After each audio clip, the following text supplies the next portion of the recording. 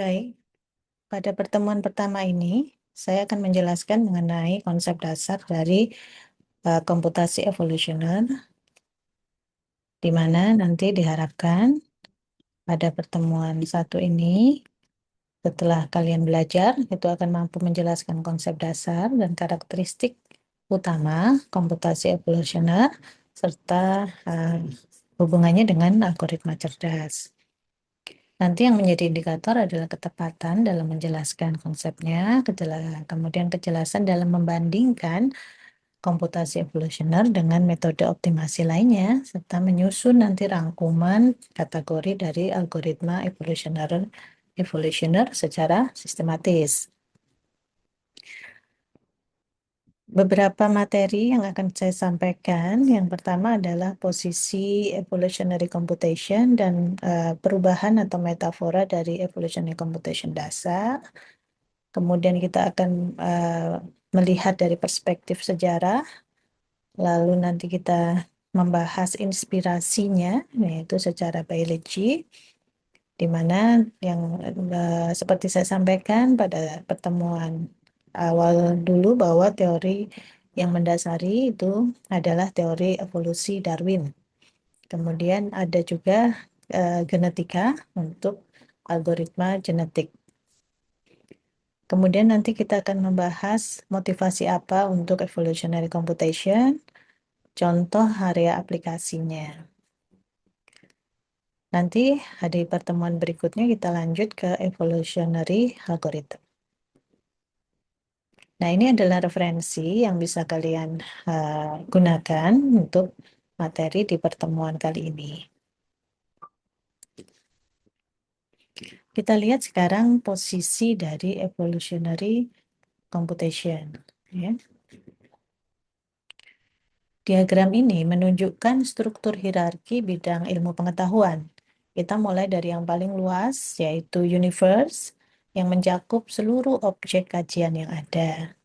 Dari situ, ilmu pengetahuan bisa dibagi ke berbagai domain, misalnya mengenai Borg, Vagons, atau teknologi, kemudian bumi sendiri, Earth, dan lain-lain.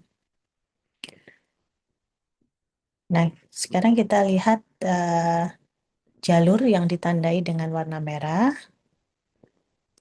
Kita turun ke bawah dari Earth, kita masuk ke society, yaitu kajian yang berkaitan dengan aktivitas manusia dan masyarakat. Di dalam masyarakat ada berbagai bidang ya, ada misalkan art, science, politics, ya, sport gitu ya. Nah, kemudian bisa kita lihat dari society ini, kita akan masuk ke jalur yang masuk ke science. Ya, ada dari science. Nah, di science sendiri, di dalam sains terdapat beberapa cabang utama. Di sini ada life science, ada social science, ada exact science. Di mana di dalam bidang exact science ini, ya, itu ada berbagai bidang lagi. Di dalamnya ada matematik, fisik, ada ilmu komputer, computer science yang kita pelajari, yaitu mempelajari mengenai komputasi, algoritma, dan pemrosesan informasi. Di dalam computer science itu terdapat banyak subbidang ya. Salah satunya adalah kecerdasan komputasional atau computational intelligence. Nah, computational intelligence merupakan pendekatan AI yang terinspirasi dari fenomena alam. Ya, ada 3 pendekatan utama dalam computational intelligence, yaitu neural network, ya, terinspirasi dari cara kerja otak, kemudian evolutionary computing, terinspirasi dari proses evolusi biologi, dan fuzzy system, ya, itu menangani ketidakpastian dan penalaran linguistik. Nah, sekarang kita fokus pada evolutionary computing ya.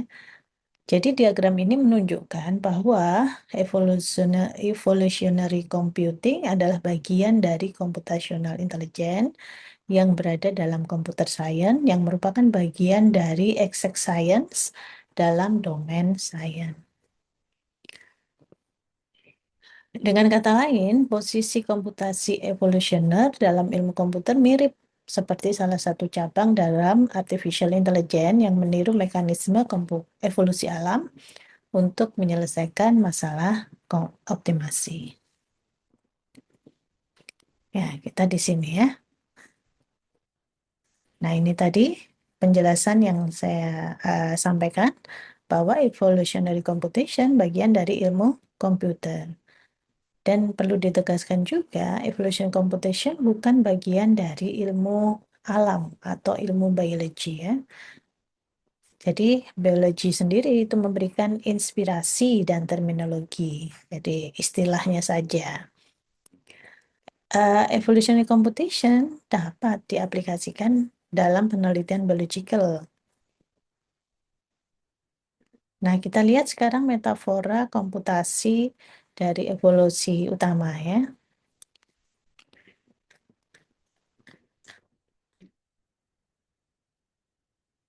Di sini kita akan membandingkan antara apa yang terjadi yang menjadi dasar gitu ya. Jadi kita mulai dari konsep evolusi alam. Jadi komputasi evolusioner mengambil inspirasi dari mekanisme evolusi di alam. Dalam evolusi biologis terdapat tiga komponen utama ya. Jadi yang pertama adalah environment atau lingkungan, di mana lingkungan ini menentukan tantangan yang harus dihadapi oleh makhluk hidup. Kemudian ada individual atau individu. Nah, ini individu adalah anggota populasi yang memiliki karakteristik yang berbeda-beda. Kemudian ada fitness. Apa itu fitness? Fitness menunjukkan seberapa baik individu mampu bertahan hidup dan bereproduksi di lingkungannya. Individu yang memiliki fitness tinggi akan memiliki peluang lebih besar untuk bertahan hidup dan menghasilkan keturunan.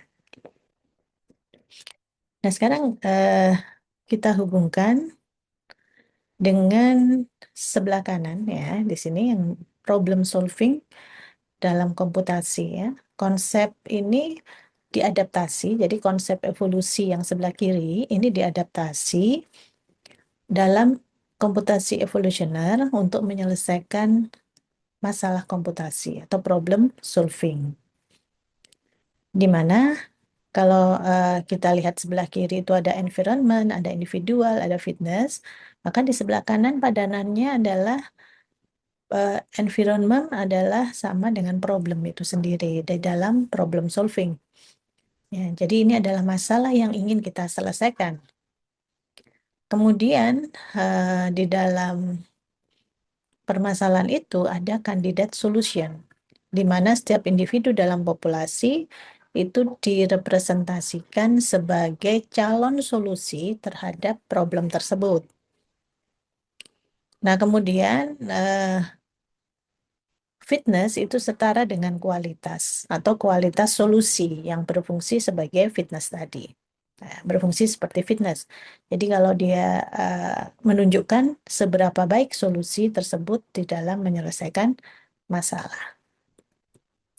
Jadi quality di sini itu kesempatan bisa disetarakan dengan kesempatan untuk menyemai solusi baru. Nah, jika di dalam evolusi biologi fitness menentukan peluang individu untuk bertahan hidup dan bereproduksi, maka dalam komputasi evolusioner, quality menentukan peluang suatu solusi untuk dipertahankan dan dikembangkan menjadi solusi baru. Artinya bahwa solusi yang kualitasnya baik akan dipilih, kemudian dikombinasikan atau dimodifikasi, sehingga menghasilkan solusi baru yang diharapkan lebih baik. Jadi, komputasi evolusioner pada dasarnya adalah proses mencari solusi terbaik dengan meniru mekanisme seleksi alam, di mana solusi yang lebih baik akan terus dipertahankan dan dikembangkan melalui proses evolusi.